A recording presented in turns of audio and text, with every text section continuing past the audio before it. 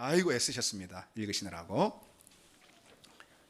몇 해 전에 그 하버드 대학교 교수인 탈 벤 샤하르라는 사람이 해피어라는 그런 책을 썼습니다. 근데 그 책이 우리나라에 번역이 돼서도 굉장히 주목을 받은 적이 있었습니다.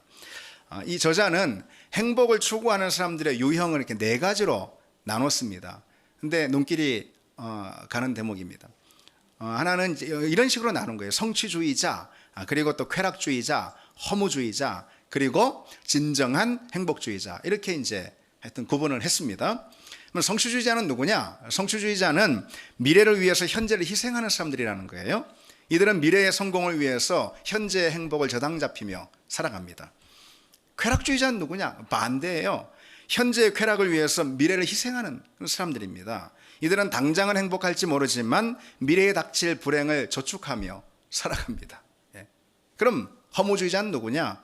허무주의자는 과거의 실패에 발목이 잡혀가지고 그저 그냥 현재도 미래도 다 포기하며 사는 그런 사람들입니다. 그런데 진정한 행복주의자가 있다는 거예요.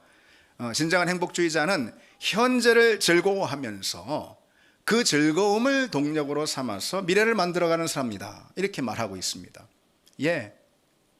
여러분은 어떤 사람이길 원하십니까? 물어서 뭐 하겠습니까? 다들 행복주의자가 되길 바랄 겁니다. 그러면은 어떻게 해야 행복주의자의 태도를 가질 수 있을까? 저자 샤하르는 이렇게 이제 우리에게 조언해 주고 있습니다. 그런 행복, 행복주의자의 행복 있잖아요. 그런 행복은 궁극적인 가치로 우리의 시선을 돌릴 때만 비로소 얻을 수 있다. 이렇게 조언하고 있습니다. 이 저자가 말하는 궁극적인 가치가 무엇인지는 모르겠지만 우리는 성경을 통해서 그게 뭔지 분명히 알 수가 있습니다. 궁극적 가치는 이렇게 요약해 말할 수 있습니다. 하나님의 복이다. 궁극적 가치는 하나님의 복이에요. 하나님은 우리가 하나님의 복으로 진정 행복해지길 원하시는 그런 분입니다. 여러분 창조의 장면을 한번 떠올려 보시기 바랍니다. 하나님은 우리를 복을 누리고 사는 존재로 창조하셨습니다. 이게 성경에 아주 분명하게 확인됩니다. 하나님이 인간을 창조하시고 가장 먼저 아담과 하와에게 행하신 행위가 무엇일까요? 축복을 주시는 겁니다. 복을 선언해 주시는 장면. 창세기 1장 28절에 이렇게 기록하죠. 하나님이 그들에게 복을 주시며 하나님이 그들에게 이르시되 생육하고 번성하여 땅에 충만하라. 하나님이 그들에게 복을 주시며 생육하고 번성하여 땅에 충만하라. 창조 때 선언하신 그 축복, 이 축복은 결코 멈추지 않고 인간의 역사 가운데 계속 지속되고 있습니다. 심지어 인간이 타락해서 심판을 받게 되는 그 순간에도 하나님의 그 축복의 선언은 중단되지 않는다. 그거죠. 하나님이 우리를 만드신 목적이 그런 복을 주시고자 하는 목적이기 때문에 그렇습니다. 대표적으로 그래서 우리가 심판 가운데 있음에도 불구하고 하나님의 축복은 멈추지 않는다는 이 사실, 대표적으로 홍수 심판 여러분 보십시오. 우리가 그동안 쭉 살펴봤잖아요. 심판이 지나가자 창세기 1장의 그 복의 선언이 다시 또 재차 선언되는 것을 볼 수 있습니다. 9장 1절이거든요. 하나님이 노아와 그 아들에게 복을 주시며 그들에게 이르시되 생육하고 번성하여 땅에 충만하라. 똑같죠. 똑같은 선언이 다시 반복되고 있죠. 오늘 본문은 이 홍수 심판 이후에 그렇게 축복해 주신 하나님의 축복의 선언, 이것이 어떻게 노아의 후손들을 통해서 실행되고 있는가, 그걸 보여주고 있는 대목이 바로 오늘 본문입니다. 다시 말해서 인류가 복을 받고 땅에 번성해가는 그런 과정을 족보라는 형식을 통해서 기록해주고 있습니다. 인류의 역사 가운데 이 아담의 범죄는 계속 반복이 됩니다. 불행하지만 아담의 범죄가 오늘까지 계속 반복이 되는 거예요. 노아 시대 사람들의 범죄가 계속해서 반복이 됩니다. 역사 가운데. 그렇지만 그럼에도 불구하고 생육하고 번성하여 충만하라. 이 하나님의 창조의 복은 멈추지 않습니다. 이 복의 행렬은 결코 중단되지 않습니다. 구약 성경에서 이 복이라는 단어 참 많이 볼 수 있죠. 이것은 히브리어로 바라크라는 그런 단어입니다. 바라크. 근데 그 단어가 구약 성경에만 무려 327번이나 언급이 되어 있습니다. 굉장히 많이 언급되어 있는 것이죠. 성경은 복을 아주 강조합니다. 예. 근데 이 327번이나 이 바라크 복이라는 단어가 나오는데 하나님을 주어로 나오는 문장이 구절들이 가장 많습니다. 무려 90번에 해당합니다. 그러니까 하나님의 어떤 성품을 우리가 알 수 있는 거죠? 하나님은 정말 복 주시길 원하시는 분. 하나님은 너무너무 우리를 사랑하셔서 우리에게 그냥 너무너무 복을 주시고자 하시는, 복 주시고자 하시는 열심으로 가득 차신 분. 이렇게 우리가 이해할 수가 있습니다. 근데 그 복은 뭐냐? 단순히 물질적인 복은 아니에요. 그리고 형통함의 복도 단순히 그것만 말하는 것도 아닙니다. 그리고 또 뭐 오로지 영적인 복만 의미하는 것도 또 아닙니다. 한마디로 그 복은 전인적인 복을 말하는 거예요. 전인적인 복. 우리 삶의 전방 위에서 일어나는, 우리 인격, 우리 존재 전방 위에서 일어나는 그런 복을 말합니다. 물론 내가 누리고 있는 그런 소유나 아니면 내가 누리고 있는 이런 형통함의 복 있죠. 이것이 진짜로 복이냐? 하나님이 주신 복 맞냐? 그것은 무엇을 통해서 확인할 수가 있냐면은 내가 누리고 있는 영적인 복을 통해서만 비로소 확인이 될 수가 있습니다. 여러분, 예수님, 우리가 여기서 너무 극단적으로 뭐 물질적인 복은 복이 아니야 그렇게 말할 수 없습니다. 성경은 그렇게 가르치고 있지 않습니다. 우리가 누리는 물질적인 건강의 형통함이 여러 것들 하나님께서 복으로 주시는 것일 수 있습니다. 근데 그게 정말 하나님이 주시는 복이냐? 이걸 뭘 통해서 확인한다고요? 내가 누리는 영적인 복을 통해서 확인하는 것입니다. 성경에서 하나님의 복은 보통 이런 식으로 표현이 돼요. 생육하고 번성하고 충만하라. 이런 식으로 성경에 표현이 됩니다. 하나님은 그 축복의 선언을 우리에게 주시는 걸 굉장히 좋아하시는 분 같아요. 생육하고 번성하고 충만하라. 이 구절이, 이 문구가 창세기에만 10번 나옵니다. 매 5장마다 한 번씩 등장하는 거라 말할 수 있겠죠. 그러니까 하나님은 이 복을 우리에게 선언하시는 걸 매우 기뻐하시는 분이에요. 복은 소유의 자리에, 그리고 삶의 여러 자리에, 그리고 가장 우선적으로는 믿음의 자리에 이 생육과 번성과 충만의 방식으로 우리에게 임합니다. 그게 복입니다. 하나님은 우리에게 복 주시고자 하시는 분입니다. 그 하나님의 열심은 누구도 무엇도 막을 수가 없습니다. 오늘 본문은 그 복이, 창조 때 선언되었던 그 복이 어떻게 진행되고 있는가, 노아의 자손들을 통해서 어떻게 진행되고 있는가, 이 족보라는 형식을 통해서 보여줍니다. 창세기 10장, 우리가 오늘 읽은 본문이죠. 민족들의 목록이 쭉 기록이 되어 있어요. 그래서 보통 여러분 창세기 말씀 읽을 때 9장까지 막 은혜롭게 읽었다가 막 10장 그냥 대충 건너뛰고, 무슨 이름이 뭐 아르박스 어떻게 발음도 제대로 안 되고 그런 이제 우리 성경 읽을 때 걸림이 되는 그런 대목이기도 한데, 이거 대단히 중요합니다. 성경에선 왜 그런 말씀 하잖아요. 1.1획도 1.1획이라 다 중요한 것입니다. 어쨌든 오늘 민족들의 목록이 길게 나오는데 70개의 민족 이름이 등장하거든요. 70개. 제가 다 쉬어봤습니다. 여러분 힘들까 봐. 70개의 민족 이름이 나옵니다. 야벳의 후손 14, 함의 후손 30, 그리고 셈의 후손 26개의 그런 민족 이름이 쭉 나오는데, 제가 이제 이 대목을 이제 연구하다 보니까 고대에 기록된 문헌 가운데 이처럼 자세한 민족의 목록을 이렇게 쫙 상세히 기록해 놓는 고대에 그런 어떤 문헌도 없다고 그러네요. 성경 외에는. 우선은 좀 잠시만 이렇게 그냥 스케치해 볼까요? 1절로 5절은 야벳의 자손 목록이에요. 야벳의 후손을 보면은 지금의 지중해 동부 지역과 지중해 연안의 여러 섬들에서 발흥했던 그런 민족들을 다 이렇게 포함하고 있습니다.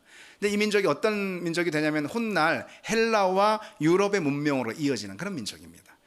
이어서 6절로부터 20절 가장 긴 지면을 할애해서 함의 자손이 소개가 되고 있죠. 이들은 이집트와 팔레스타인 그리고 중동 지역에 쭉 흩어진 그런 민족들입니다. 훗날 이스라엘을 괴롭힌 민족들이 여기 포함되어 있어요. 어쨌든 함의 후손은 있죠. 가장 강한 민족으로 소개되어 있습니다. 이들은 역사 가운데 가장 강력하고 그리고 부강한 제국을 건설한 그런 민족들입니다. 마지막으로 21절로 31절에 셈의 자손 목록이 나오죠. 이들은 메소포타미아, 그러니까 메소포타미아는 지금으로 보자면 이란 지역을 말하는 거예요. 이란. 예. 메소포타미아와 시리아 지역에 흩어진 그런 민족. 이게 셈입니다. 셈족. 셈의 후손에서 누가 나오죠? 예, 성경에서 제일 중요합니다. 그래서 셈이 바로 아브라함이 거기서 나옵니다. 그리고 이스라엘이 나옵니다. 그리고 그리스도께서 바로 그 줄기를 통해서 등장하는 역사 가운데 등장하시는 겁니다. 그래서 가장 중요한 혈통이 바로 이 셈의 혈통이다. 성경에서 보자면 그렇게 우리가 이해할 수가 있습니다.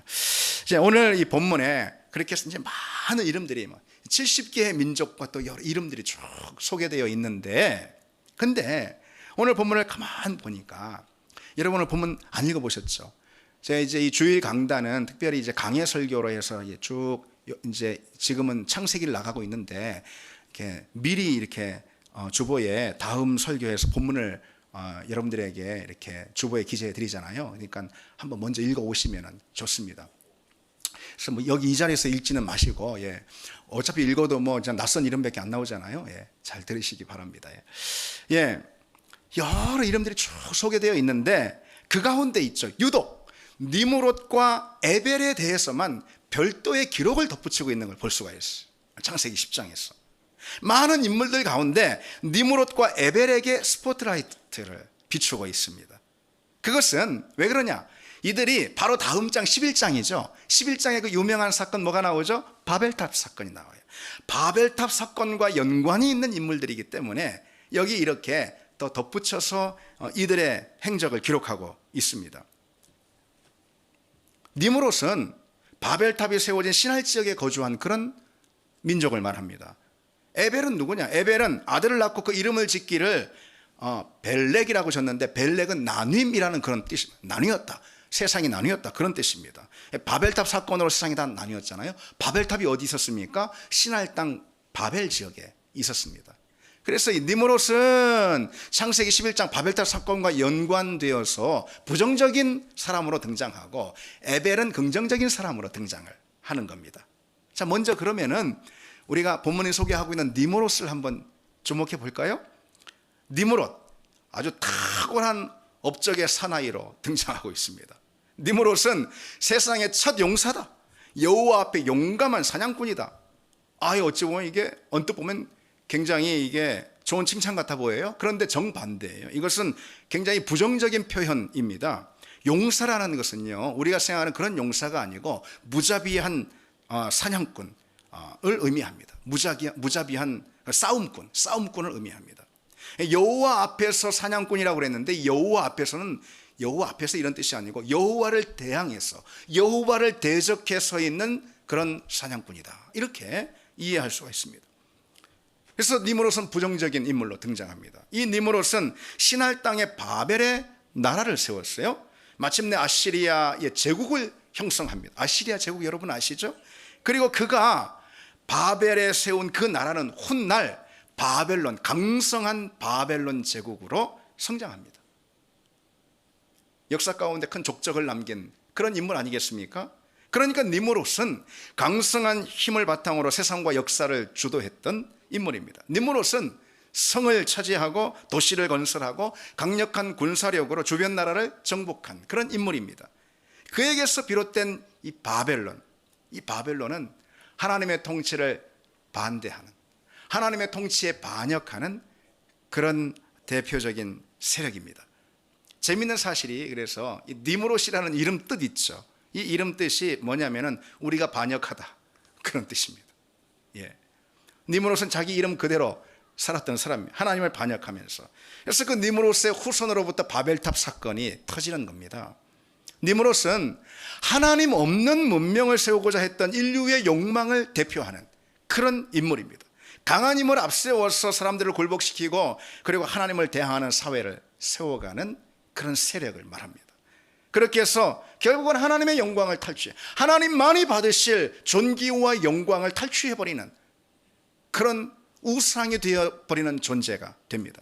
니므롯은 대표적으로 악의 세력을 상징하는데 역사 속에 계속해서 등장합니다. 이 니므롯이라는 인물은 역사 속에 계속해서 오늘까지 등장하고 있습니다. 그러나 여러분, 바벨론이 어떻게 되죠? 니므롯이 세운 바벨론이 어떻게 됩니까? 결국 무너지죠. 하나님이 철저히 무너뜨리지 않습니까?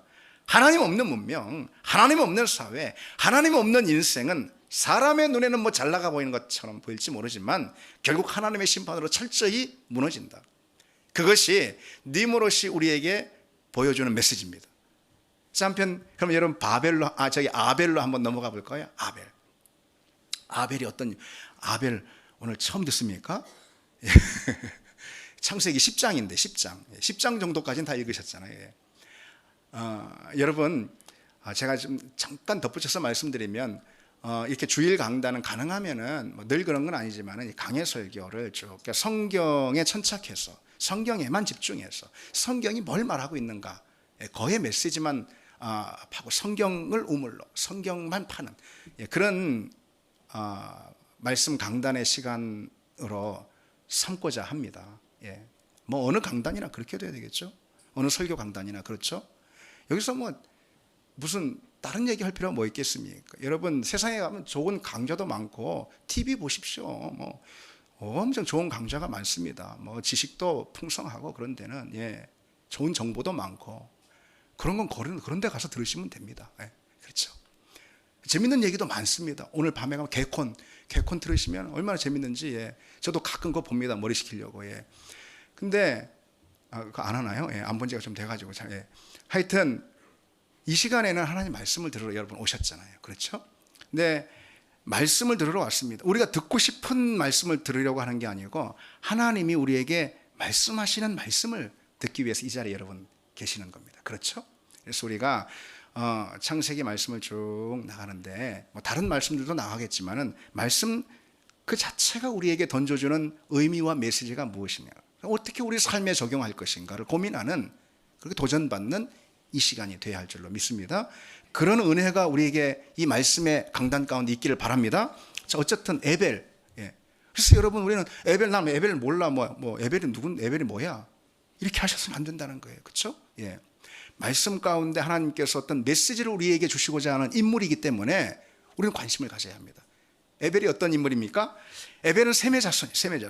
에벨은 아들을 낳고 그 이름을 뭐라고 졌다고요? 벨렉의 이름 뜻이 뭐라고요? 나눔, 이런 겁니다. 세상이 나뉘었다 이거예요. 에벨이 왜 자기 아들 이름을 그렇게 졌을까? 그럼 물론 하나님께서 지으라 그렇게 하신 건데 왜 그렇게 졌을까? 그 이유는 그때의 말 그대로 세상이 나누었기 때문에 그래요. 민족들이 다 흩어져 나누었기 때문에 그렇습니다. 그것은 바벨탑 사건으로 비롯된 건데 바로 심판인 것입니다. 세상이 나누었다, 이건 심판이에요. 하나님께서 인류를 심판하셔서 흩어버리신 그 사건을 자기 아들의 이름을 통해 증언하기 위해서 아들의 이름을 벨렉이다 이렇게 졌습니다. 그래서 벨렉이라는 이름은 그 아버지 에벨의 신앙을 보여주는 이름이겠죠. 그렇죠? 여러분 조금 앞으로 돌아가셔서 기억하십니까? 창세기 5장에 제가 말씀드렸죠. 에녹도 그랬습니다. 에녹은 하나님과 평생 동행한 인물이잖아요. 근데 에녹의 아들이 누구예요? 무두셀라입니다. 무두셀라의 이름 뜻이 뭔지 말씀드렸는데 기억하십니까? 무두셀라의 이름 뜻. 그가 죽으면 끝이 온다. 그가 죽으면 심판이 온다. 이게 무두셀라 이름 뜻이라 그랬잖아요. 하나님이 에녹에게 너 아들 이름을 그렇게 져라. 무두셀라 부를 때마다 무두셀라가 죽으면 세상에 심판이 온다. 이거 아니겠어요? 그 이름 뜻이? 그러니 아들 이름을 부를 때마다 심판을 상기하고 하나님을 바라볼 수밖에 없는 거예요. 에녹이 평생을 하나님과 동행할 수밖에 없는 이유가 거기 있는 거 아니겠습니까? 에벨 역시 마찬가지. 아들을 낳았는데 세상이 나뉜다. 그렇게 지라는 거예요. 벨렉으로 지라는 거예요. 그것은 다시 말해 하나님이 세상을 심판하시겠다 이 뜻 아니겠습니까? 에벨이 그 아들 이름을 부를 때마다 벨렉 부를 때마다 하나님이 심판하시지. 하나님의 심판이 다가왔네. 하나님의 심판을 상기할 수밖에 없습니다. 그러니 에벨이 니므롯처럼 자기 힘으로 막 나가는 삶을 살지 않고 하나님 철저히 의지하고 하나님 바라보고 믿음 안에 살 수밖에 없었을 것입니다. 하나님의 축복의 역사가 니므롯이 아닌 에벨을 통해서 진행되고 이어진다는 것 당연한 것이죠. 그래서 니므롯은 자기 힘으로 사는 사람이에요. 자기 힘으로 자기가 만든 인생의 무대에서 자기를 드러내며 뽐내며 사는 그런 사람입니다. 그걸 행복으로 여기는 사람이에요. 반면 에벨은 믿음으로 사는 사람입니다. 하나님의 심판을 준비하고 그 심판을 상기하면서 믿음 안에 거하는 사람, 바로 에벨입니다. 생육하고 번성하고 충만하라. 아까 다시 기억해 보십시오. 생육하고 번성하고 충만하라. 라는 이 하나님의 복, 창조의 복, 이 하나님의 복은 니므롯 계통으로 흐를까요? 에벨 계통으로 흐를까요? 이건 답해서 뭐 하겠습니까? 하나님은 에벨을 하나님 나라의 무대에 캐스팅하시고 당신의 구원의 역사를 이 에벨을 통해서 에벨에게 배역을 맡기심으로써 진행하고 계시는 것입니다. 그래서 오늘 본문의 초점은 이 복의 계통이 어디로 흐르는가, 그리고 그 복의 참된 의미가 뭐냐, 진정한 복이 뭐냐, 그걸 오늘 본문은 우리에게 보여주고 있습니다. 하나님은 말씀드린 대로 에벨을 당신의 역사의 무대에 캐스팅하십니다. 그리고 그에게 배역을 맡기셔요. 어떤 배역일까요? 어떤 배역일까요? 한마디로 복받는 배역이에요. 어떤 복이요? 말씀드렸죠? 생육하고 번성하여 충만하는 그 복을 받는 배역을 에벨에게 맡기시고 에벨을 당신의 역사의 무대에 초대하십니다. 근데 물론 에벨은요, 니므롯처럼 그렇게 강하고 부유하고 세상을 주도했던 그런 인물이 아닙니다. 에벨은 믿음 안에 산 사람이었어요. 그리고 그의 후손을 통해서 누가 나오냐? 창세기 12장으로 가면은 그의 후손을 통해서 누가 나올까요? 아브라함이 나오죠. 아브라함을 통해서 이스라엘이 나오고, 그리고 예수 그리스도가 우리 역사 가운데 등장하는 것입니다. 그게 바로 에벨에게 하나님께서 주신 생육하고 번성하고 땅에 충만하게 하라는 그 복의 배역입니다. 복의 배역입니다. 에벨은 그 배역을 받아서 그 배역에 충실했습니다. 그래서 그 복을 누리는 사람이었죠. 왜? 무엇을 통해서 확인할 수 있습니까? 에벨의 후손을 통해서 그리스도께서 나셨으니까, 구원의 하나님께서 오셨으니까. 여러분, 복음서의 첫머리가 무엇일까요? 마태복음 1장 1절 어떻게 될까요? 아브라함과 다윗의 자손 예수 그리스도의 계보라. 그렇게 시작을 복음서가 시작을 합니다. 예수 그리스도 곧 복음에 대한 소개가 아브라함과 다윗의 자손 이렇게 시작이 됩니다. 예수 그리스도의 족보, 구원자 메시아의 족보 중에 가장 중요한 인물이 단연코 아브라함이다. 이거는 이견이 없습니다. 아브라함이 가장 중요한 인물. 아브라함 없이 그리스도가 설명이 될 수가 없습니다. 그런데 그 아브라함 어디서 나왔습니까? 셈의 족보에서. 셈의 족보, 그리고 또 에벨의 후손으로 이어지는 바로 그 계통에서 아브라함이 나왔습니다. 그리고 그 아브라함을 통해서 누가 역사에 등장하시죠? 예수 그리스도께서 등장하시죠. 그게 바로 하나님께서 에벨을 역사의 무대에 초대하신 이유고, 에벨에게 배역을 맡기신 복입니다. 에벨이 받을 복이 바로 그거예요. 니므롯은 그 인생을 강성하고 부유하게 살았어요. 많은 업적을 남겼죠. 그 이름을 세상에 떨쳤습니다. 그러나 그의 무대는 오로지 세상이었어요. 오로지 자기 세상. 세상과 함께 망하는 인생이 될 수밖에 없는 거죠. 바벨론이 망하지 않습니까? 그리고 오늘날 역사 가운데도 계속 지속되는 그 하나님을 반역하고 세상에서 자기 힘으로 살아가는 그 바벨론, 그 바벨론의 주인공은 결국은 망할 수밖에 없습니다. 반면에 에벨은 하나님의 캐스팅을 받아서 하나님의 무대에 영원히 하나님의 사람으로 남게 되는 존재가 됩니다. 감사하죠. 여러분, 감사하죠. 단연 최고의 복 아니겠습니까? 여러분, 우리가 왜 이 자리에 와 있습니까? 니므롯처럼 되려고 온 건 아니잖아요. 니므롯이 부러워서 온 건 아니잖아요. 그렇죠? 에벨의 배역을 받아서 에벨의 복을 누리려고 이 자리에 온 거 아니겠습니까? 여러분, 하나님 오늘도 에벨의 배역으로 우리를 당신의 이 역사의 무대 가운데 캐스팅하십니다. 그 배역을 충실히 감당하는 것이 바로 신앙생활이고 우리 인생입니다. 그 배역의 핵심 내용이 무엇입니까? 여기서 이 자리에 성공하는 것이 아닙니다. 핵심 내용은 이게 부가적으로 포함될 수는 있습니다. 부정하는 건 아닙니다. 그러나 그것이 그 복의 핵심 내용은 아닙니다. 여기서 잘됨으로 사람들의 부러움 사는 일이 아니라는 거죠. 하나님의 더 큰 구원의 그림 안에서 우리가 멋지게 사용되는 것, 바로 그것입니다. 하나님께 캐스팅되어서 하나님 나라의 무대 안에 있는 사람들이 결국 하나님 앞에서 기억되는 존재가 되겠죠. 그렇죠? 하나님 나라의 역사라는 것은 눈에 보이지 않습니다. 하나님 나라의 역사라는 게 눈에 보이지 않죠. 그렇죠? 감추어진 역사 같아 보여요. 그렇지만은 눈에 보이는 세상의 역사보다도 훨씬 더 실제적이고, 그리고 그 눈에 보이는 세상의 역사를 다 포괄하는 우주적 역사, 이게 바로 하나님 나라의 역사입니다. 예. 우리는 그 복음의 역사를 발견한 사람들이에요. 그리고 그 복음의 무대에 캐스팅받아 뛰어드는 그런 존재입니다. 우리가 어떤 배역을 하고 있는지 여러분 잊어버리면 안 됩니다. 안 됩니다, 여러분. 여러분, 자기 인생을 그처럼 하나님 나라의 역사, 그 가운데 던져 넣는 사람만이 마지막에 웃게 될 것입니다. 하나님 나라 역사 무대에 집중하는 그 사람만이 마지막에 웃게 될 것입니다. 하나님이 맡기신 배역에 충실하는 그 사람만이 마지막에 웃게 될 것입니다. 물론 현재도 진정한 복의 울타리 안에 살 수 있는 길이 바로 그 길입니다. 내가 아무리 뭔가 성취를 했고 또 내 스스로는 내가 행복했고, 내가 배역한 무대가 오로지 세상의 무대라면, 암만 그렇다 해도 내가 배역한 무대가, 내가 맡은 무대가 오로지 세상이라면, 내가 행복하든 즐겁든 하든 하나님 앞에서 그런 인생은 그냥 백지예요. 백지. 기록될 게 없어요. 기록될 게. 평안하고 행복하고 내 스스로는 만족스럽고 나름대로 자랑할 만한 그런 인생이라 하더라도 그것이 하나님 나라 무대와는, 하나님 나라 역사와는 무관한 것이라면 그 하나님 앞에 그 인생은 백지 인생인 것입니다. 기억될 것도 기록될 것도 없습니다. 니무롯의 인생입니다. 하나님은 그런 인생에 관심이 없습니다. 성경을 보십시오.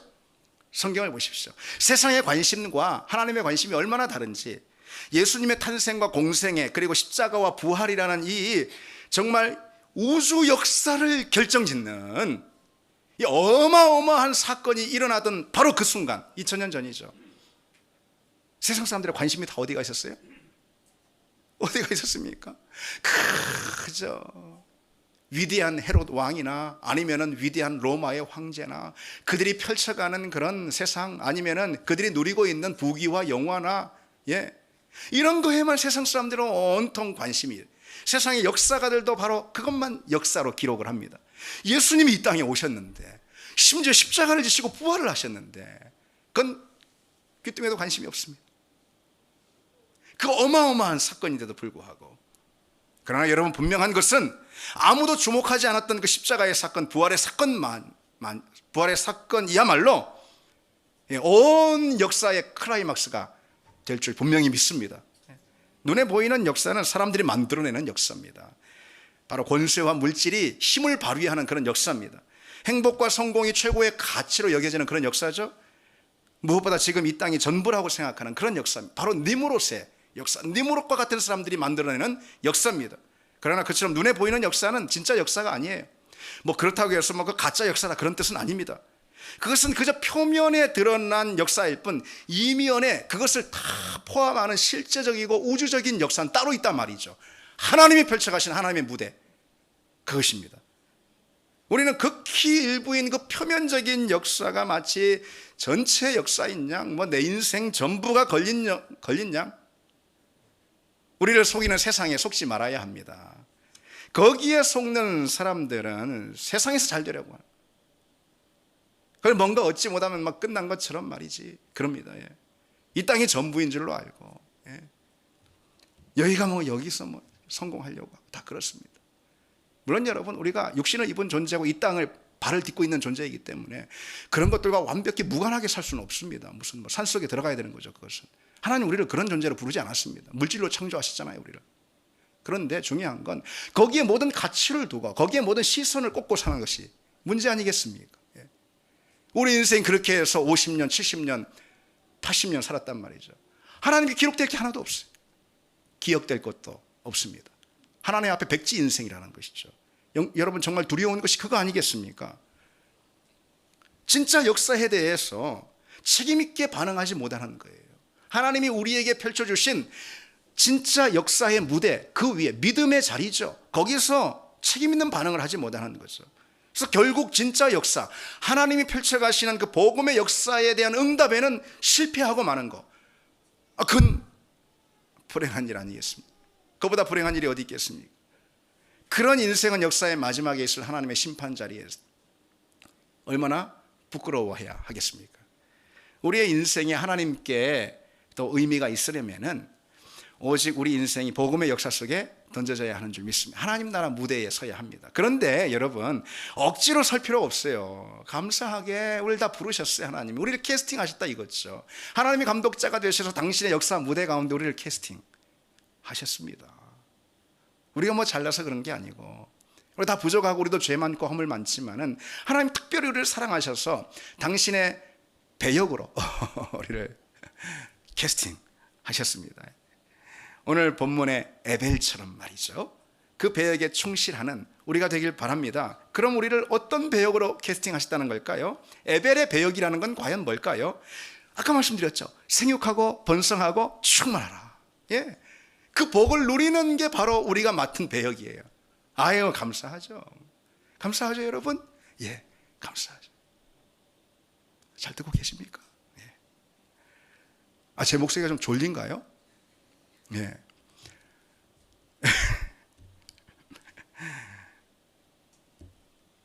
에벨의 배역을 우리에게 주셨습니다. 그것은 다른 게 아니라 생육하고 번성하고 충만하라는 그 배역입니다.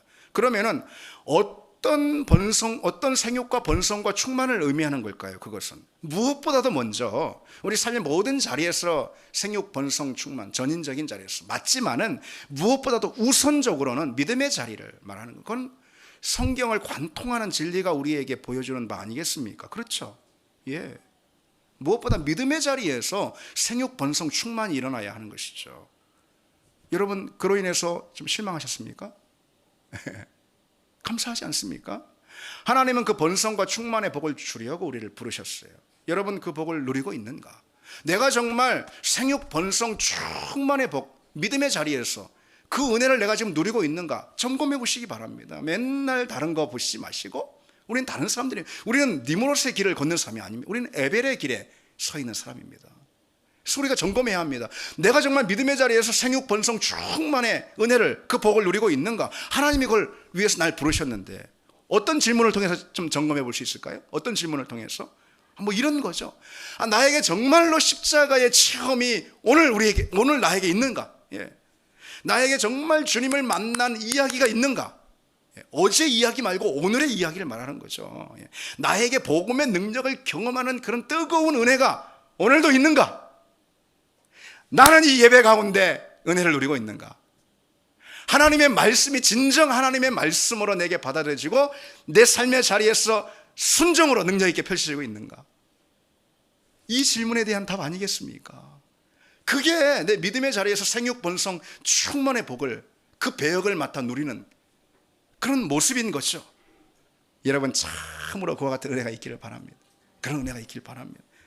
생육, 번성, 충만의 복은 믿음의 자리에서 우선적으로 누려야 합니다.